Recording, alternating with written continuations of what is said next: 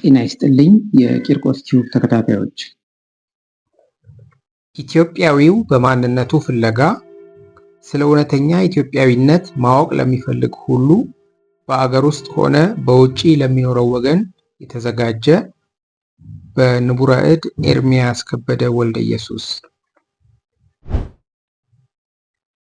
በዛሬው መርሃ ግብራችን ምዕራፍ 4 የኢትዮጵያዊነት ግዳጅ። ይህ መጽሐፍ በአሁኑ ጊዜ አዘጋጅቶና አትሞ ማውጣት ያስፈለገበትን ምክንያት፣ በምዕራፍ 5 ለምን በባዕዳን ቋንቋም ይህን መጽሐፍ በኢትዮጵያኛ ብቻ ሳይሆን በባዕድ ቋንቋ ጭምር አትሞ ማውጣት ያስፈለገበትን ምክንያት፣ እንዲሁም ምዕራፍ 6 ግንበኞች የናቁት ድንጋይ። የመጽሐፉ መልእክት በታለመው አንባቢ ዘንድ ስለሚኖረው አቀባበል ከዚህ የሚከተለውን ትችት ለመሰንዘር እወዳለሁ ይሉናል የዚህ መጽሐፍ አዘጋጅ ንቡረ እድ ኤርምያስ ከበደ ወልደ ኢየሱስ።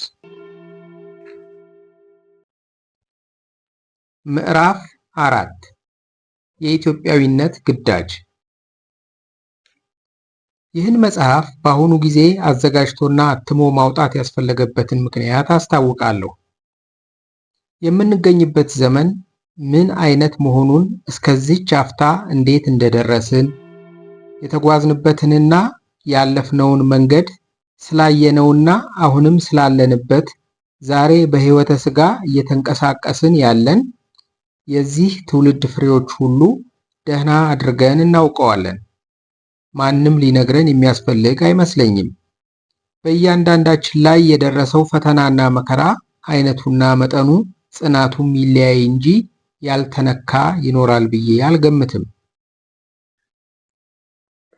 እንደማናቸውም ግለሰብ በእኔና በቤተሰቤ በሌሎቹም የሀገሬ ሰዎች ላይ የደረሰው ይህ ወደር የሌለው የዘመናችን እጅግ አሰቃቂ የእልቂት መከራ እንደ እውነተኞች ኢትዮጵያውያን ሁሉ እኔንም በእምነትና በሕይወት አቋም ረገድ የበለጠ ቆራጥ እንድሆን አድርጎኛል።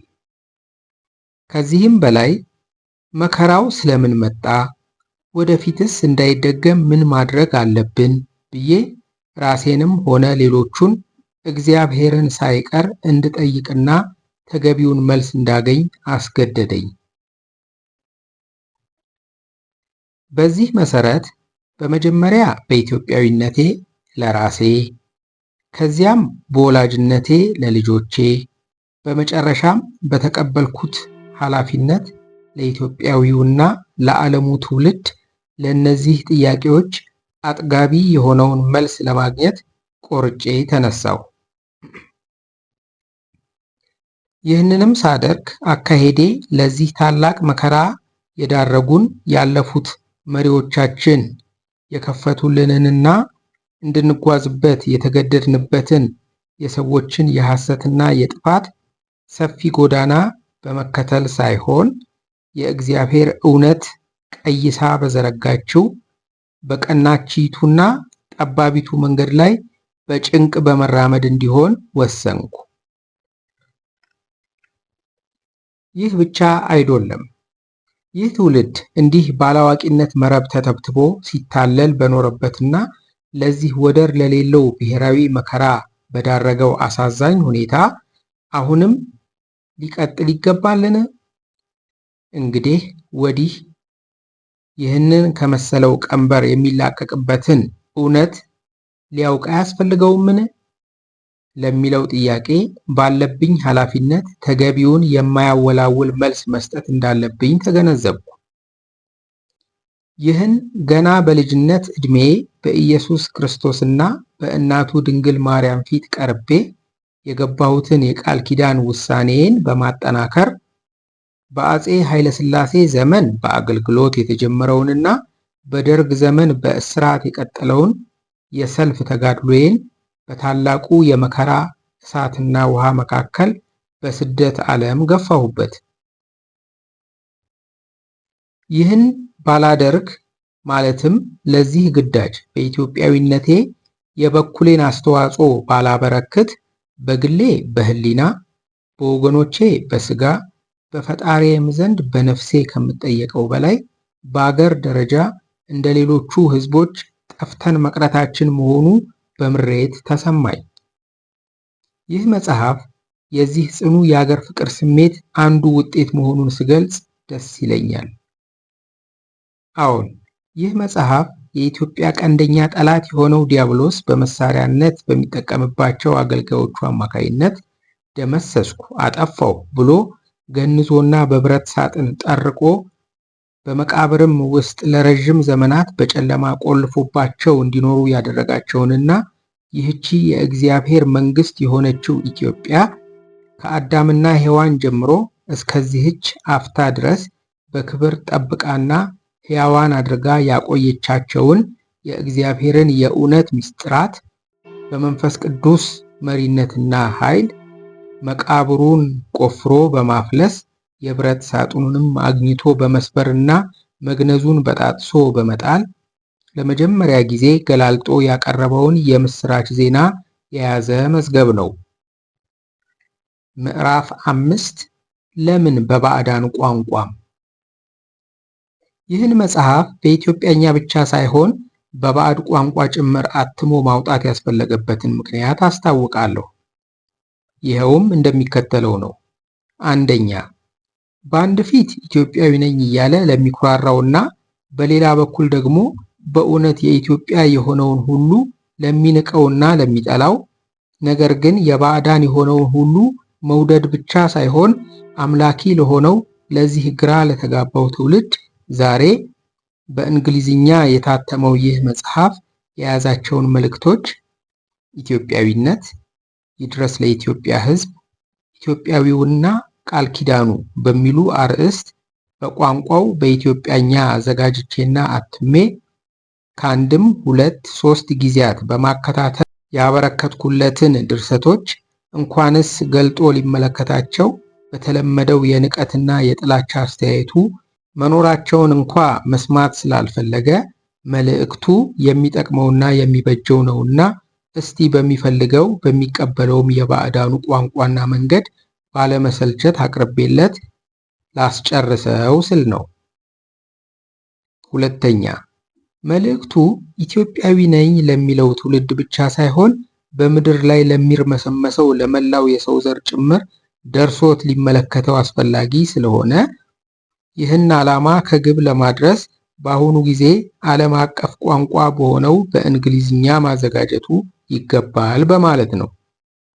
ሶስተኛ፣ ይህ መጽሐፍ ኢትዮጵያዊ ነኝ ከሚለው ትውልድና የኢትዮጵያ ተቃዋሚ ከሆነው ከቀረው ሰብአዊ ትውልድ ከእያንዳንዱ ግለሰብና ቤተሰብ፣ ህብረተሰብና ህዝብ፣ ሀገርና መንግስት በጠቅላላም ከመላው የሰው ዘርና ፍጥረተ ዓለም ጋር ራሱ እግዚአብሔር እንደ ቃሉ ፊት ለፊት ቆሞ በየደረጃው የሚፋረድበትን የመጨረሻ መፋረጃ ጽሑፍ ስለያዘ መልእክቱም ለዓለም አህጉርና መንግስታት፣ የሃይማኖቶችና ድርጅቶች መሪዎች መድረስ ስላለበት በዚሁ መሰረት ተላልፎላቸው በአሁኑ ጊዜ በየእጃቸው እንዲገኝ ስለተደረገ ደግሞም ለዘላለም ምስክር እንዲሆን በየቤተ መዛግብቱና በየቤተ መጻሕፍቱ ነዋሪ ሆኖ ሊቀመጥ የሚገባ ስለሆነ በዚሁ ዓለም አቀፍ በሆነው በእንግሊዝኛ ቋንቋ መዘጋጀቱ ተገቢ መሆኑን አመዛዝኜ ስለተረዳሁ ነው። ምዕራፍ 6 ግንበኞች የናቁት ድንጋይ። የመጽሐፉ መልእክት በታለመው አንባቢ ዘንድ ስለሚኖረው አቀባበል ከዚህ የሚከተለውን ትችት ልሰነዝር እወዳለሁ። ይህን መጽሐፍ ለማንበብ መጀመሪያውኑ ፍላጎትና ፈቃድ ኖሯቸው ከሚያገኙት መካከል ኢትዮጵያዊ ነኝ ከሚለውም ወገን ሳይቀር መልእክቱ ፈጽሞ እንግዳ ነገር የሚሆንባቸውና የሚያስገርማቸው ወይም አሁንም ስውር ሆኖ የሚረቅባቸው ወይም የማይመስል ተረት ሆኖ የሚታያቸው ይኖሩ ይሆናል። ከሃይማኖት ጋር የተያያዘ በመሆኑ ለዓለማዊው የመንግስት ፈሊጥ ወይም ፖለቲክስ አይመችም በማለት ለመቀበል የሚከብዳቸው ወይም ከዘመናዊው አስተሳሰብ ጋር የማይሄድ ያረጀ ያፈጀና ጊዜው ያለፈበት አድሃሪ እምነት ስለሆነ በስራ ላይ ለማዋል የሚያስቸግር ከባድ ነው የሚሉ እንደሚኖሩም ይታወቃል። እንዲያውም መጽሐፉን ሊመለከት የማይፈልግና ስለ መልእክቱ መስማት የሚሰለቸው ይልቁንም እንደ ተናቀና እንደ ውዳቂ ነገር በመቁጠር ወደ ጥራጊ ቅርጫት ሊጣል የሚገባው ዝባዝንኬ ነው እስከ ማለት የሚደርስ ጠላት የዘራው የዘመኑ እንክርዳድ አይኖርም አይባልም። መጽሐፉ የያዘውን የእውነት መልእክት አምኖ መቀበልን ወይም ሳያምኑ አለመቀበልን የእያንዳንዱ አንባቢ ወይም ሰሚ ፍላጎትና የእምነት አቋም የሚወስነው ነው። ይህም ማለት የእግዚአብሔር ወገን የሆነ ሁሉ መልእክቱን በሃይማኖት የሚቀበለው ሲሆን የክፋት ወገን የሆነው ግን መልእክቱን ሳያስደስተውና ሳይጥመው እንዲያውም ሲያሳዝነው፣ ሲያስቆጣው ይልቁንም ሊያስደነግጠውና ሊያሸብረው ይችላል። ይህ ወገን መልእክቱን አለመቀበል ብቻ ሳይሆን ኃይለኛ ተቃዋሚ ሆኖ በመነሳት ጭምር የመልእክቱን ዓላማ ለማፍረስ በብርሃን ሳይሆን በጨለማ የሚያደርገው ጥረትና የሚያካሂደው ዘመቻ፣ የሚነዛው ወሬና የሚያስፋፋው አሉባልታ የቱን ያህል የበረታ መሆኑን ባለፈውም ሆነ ዛሬ ለባዕዳኑና ለወገን ጠላቶች መሳሪያ በመሆን በየጊዜው ሲፈጽም የሚታየው ተግባሩ ራሱ ይመሰክርበታል።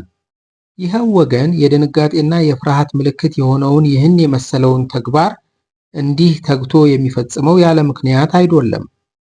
የእውነት ምንጭ በሆነው በኢየሱስ ክርስቶስ መለኮታዊ አንደበት ሐሰተኛ የሐሰትም አባት ተብሎ በተጋለጠው በዲያብሎስ አበጋዝነት የሚያካሂደውን ግለኛና ጠባብ ባዕድና ክፉ የሆነ ዓላማ የዚህ መጽሐፍ መልእክት በእርግጥ እንደሚፈራርስበት ይህ ወገን ስላወቀ ብቻ ነው። ታዲያ ሐሰት የእውነትን ኃይል መቋቋም ወይም እውነት የሰሯቸውን እርሱ ማፍረስ ይችላል? አይችልም።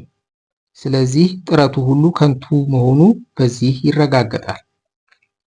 ደግሞም የእግዚአብሔር እውነት ለሰው ፈቃድና ፍላጎት ስትል ራሷን የማትለዋውጥ መሆኗ ሊታወቅ ይገባል።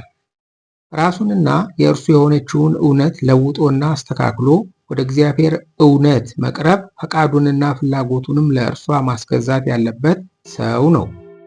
የሰው የሆነው ማናቸውም ነገር የሚያረጅና የሚለወጥ፣ የሚያልፍና የሚሻር፣ የሚፈርስና የሚጠፋ ሲሆን የእግዚአብሔር የሆነችው እውነት ብቻ ሳትለወጥ ጸንታ ለዘላለም ትኖራለችና።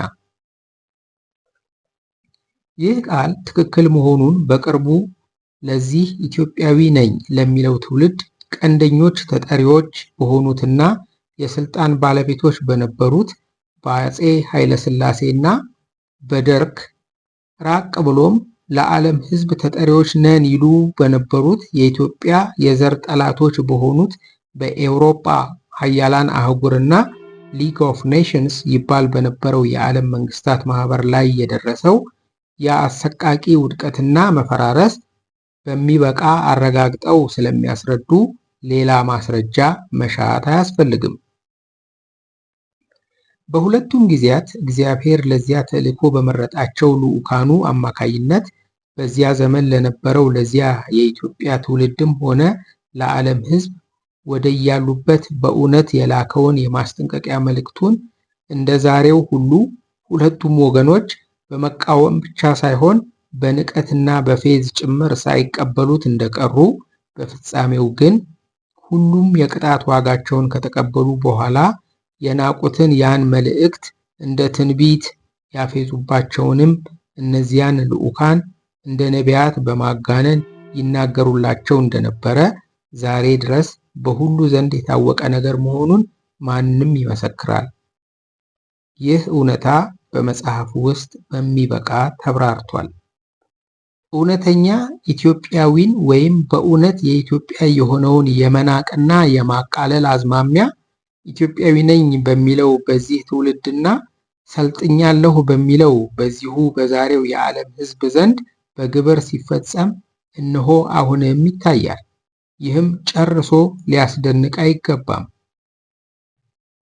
የዛሬ 2000 ዓመታት ግድም ማንነቱን ገልጦ በምድር ላይ በተመላለሰው በታላቁ የኢትዮጵያውያን መሪ ላይ ይህን የመሰለው ንቀትና ውርደት በዘመኑ ከነበሩት ተመጻዳቂዎችና ግብዞች ከዓለማውያኑም ሆነ ከሃይማኖታውያኑ ደርሶበት ስለነበረ ነው። እኒያም ፌዘኞች ያንን የውስጥ ስሜታቸውን ለመሆኑ ከናዝሬት መልካም ነገር ሊወጣ ይችላልን? በውኑ መሲህ ክርስቶስ ከገሊላ ይወጣልን? ነቢይ ከገሊላ ሊነሳ እንደማይችል መርምርና እይ እያሉ ባቀረቧቸው ጥያቄዎቻቸው ግልጥ አድርገውት እንደነበረ ተጽፏል። የዮሐንስ ወንጌል ምዕራፍ 1 ቁጥር 47 እና ምዕራፍ 7 ከቁጥር 41 እና 52። ይህ የዛሬው ኢትዮጵያዊ ነኝ የሚለው ትውልድና የዘመኑ የዓለም ሕዝብ በተራቸው የሚጠብቃቸው የቅጣት ጽዋ ከላይ እንደተገለጸው እኒያ የቀደመው ትውልድና የዓለም ሕዝብ በንቀትና በቅሌት ላይ ከተመሰረተው እብሪታቸው የተነሳ በግዳቸው የተጋቱትን መራራ ጽዋ የመሰለ እንዳይሆንባቸው በአሁኑ ጊዜ እየሰሙትና እየደረሳቸው ያለውን ይህን መልእክት እንዳያቃልሉ መልእክተኛውንም እንዳይንቁ ሊያስቡበትና ሊጨነቁበት እንደሚገባቸው ይኸው መጽሐፍ በብርቱ ያሳስባቸዋል። ይህንንም የሚያደርገው ግንበኞች የናቁት ድንጋይ እርሱ የማዕዘን ራስ ሆነ የሚለው ሕያው ቃል በየዘመናቱ መፈጸሙ የማይቀር መሆኑን እያረጋገጠ ነው። መዝሙር 117 ከ22 እስከ 23፣ የማቴዎስ ወንጌል ምዕራፍ 21 ከቁጥር 42። ይህን መረዳት ለአስተዋይ ተመልካች ቀላል ነው። የዚህ መልእክት ጌታና ከላይ የተመለከተው የመጽሐፉ ቃል ስለ ራሱ ጠቅሶ ከመናገር በእርሱ ላይ ሳይቀር የደረሰበትን የመናቅና የመዋረድ ጽዋ የገለጸው ኢየሱስ ክርስቶስ ከእናቱ ድንግል ማርያም ጋር በሕይወተ ሥጋ በምድር ላይ ይመላለሱ በነበረበት ጊዜ በታላላቆችና በዓለሙ ዘንድ እንደሌሉ ያውቋቸው በነበሩትም በጥቂቶቹ ዘንድ እንደ ኢምንት የሚቆጠሩ የተናቁ የተጠቁና የተዋረዱ ተራ ሰዎች እንደነበሩ በአሁኑ ጊዜ ፍጥረቱ ሁሉ ያውቃል። ታዲያ በዚያን ዘመን እነርሱንና መልእክታቸውን ይንቁ የነበሩት ባለጊዜዎች ሕዝብ ከነሸንጓቸው፣ ሊቃነ ካህናቱ ከነቤተ ክህነታቸው፣ ገዢዎቹ ከነቤተ ምልክናቸው፣ ዓለሙን በመላ ይገዛ የነበረው ቄሳር ሳይቀር ከዚያ ከገነነ መንግስቱ ጋር ዛሬ ሁሉም ወዴት ናቸው? ደብዛቸው እንኳን የለም። እኒያ የተናቁት እናትና ልጇስ ከተናቀው መልእክታቸው ጋር ዛሬ እንዴት ናቸው? በእውነተኞቹ ኢትዮጵያውያን ዘንድ ብቻ ሳይሆን ተንቀው በተጣሉባቸው በኢየሩሳሌምና በሮማ በሌሎቹም አህጉራትና ክፍላተ ዓለማት ሕዝብና አሕዛብ ዘንድ ለፍጹምነት በበቃ በምን አይነት ክብርና ፍቅር ሞገስና ልዕልና እንደሚወደሱና እንደሚመለኩ ይህ ትውልድ በገሃድ ይመለከት የለምን? እኒያ የናቋቸው ገድለን አሸነፍናቸው፣ ደመሰስናቸው ያሉት ተቃዋሚዎቻቸው በዚህ ዘመን ከመቃብር ወጥተው ይህንን ቢያዩ ወይም ርዝራዦቻቸው ካሉ ይህን ሲመለከቱ ምን ይሉ? የሚያዩትንና የሚመለከቱትን ማመን እስከሚያቀታቸው ድረስ እንዴት ያፍሩ?